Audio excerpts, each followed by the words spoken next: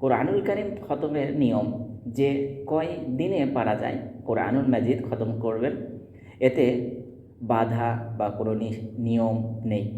তবে 7 দিনের কমে খতম না করা উত্তম। নিম্নরূপে কোরআন মাজিদ খতম করবেন। আমরা জানি কোরআনুল কারীমের যে সূরাগুলো রয়েছে, প্রতিটি সূরাতেই কিন্তু তেলাওয়াতের শেষে একটি করে দোয়া নবী করিম সাল্লাল্লাহু আলাইহি সাল্লাম পাঠ করতেন বা তিনি আমাদেরকে শিক্ষা দিয়ে গেছেন। সূরাতুল ফাতিহা যেমন তেলাওয়াত করার পরে আমরা আমিন বলি, এই একটি আমলই কিন্তু আমরা জারি রেখেছি। বাকি যেগুলো সূরা রয়েছে, সূরা বানি ইসরাইল শেষ করে নবী করিম সাল্লাল্লাহু আলাইহি সাল্লাম বলতেন আল্লাহু আকবার কাবীরা, এবং সূরাতুল ওয়াকিয়া ও সূরাতুল হক শেষ করে সুবহানাল্লাহ সুবহানা রব্বিয়াল আযীম, এই দোয়াগুলো নবী করিম সাল্লাল্লাহু আলাইহি সাল্লাম পড়তেন। সূরাতুল মুলক শেষ করে আল্লাহু ইয়াতিনা ওয়া হুয়া রব্বুল আরশিল আযীম, এগুলো পড়তেন। সূরাতুল মুলক শেষ করে আবার এটিও পড়তেন বালাওয়া ইন্নাতি রব্বিনা।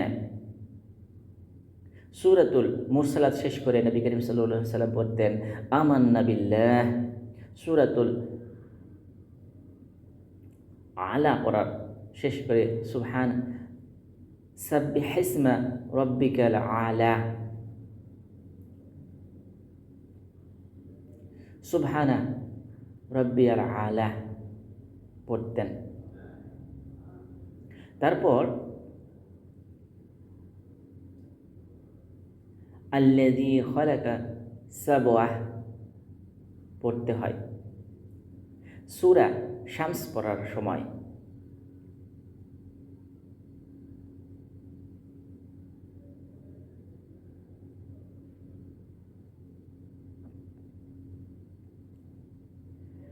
সূরা শামস পড়ার সময়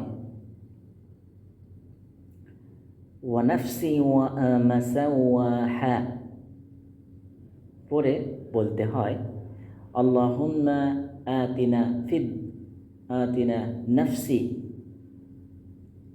তাকওয়াহা ওয়া জাক্কিহা ওয়া আনতা খায়রুল মান জাক্কাহা আনতা ওয়ালিউ হা ওয়া মা লাহা বালা ওয়া আনা। সূরাতুত তিন শেষ করে বালা ওয়া আনা আলা যালিকা মিনাশ শাহিদিন। সূরা দোহা হতে সূরাতুন নাস পর্যন্ত সূরার শেষ, প্রত্যেক সূরার শেষে একবার আল্লাহু আকবার তাকবীর বলা সুন্নাত। তৎসঙ্গে তাহলিল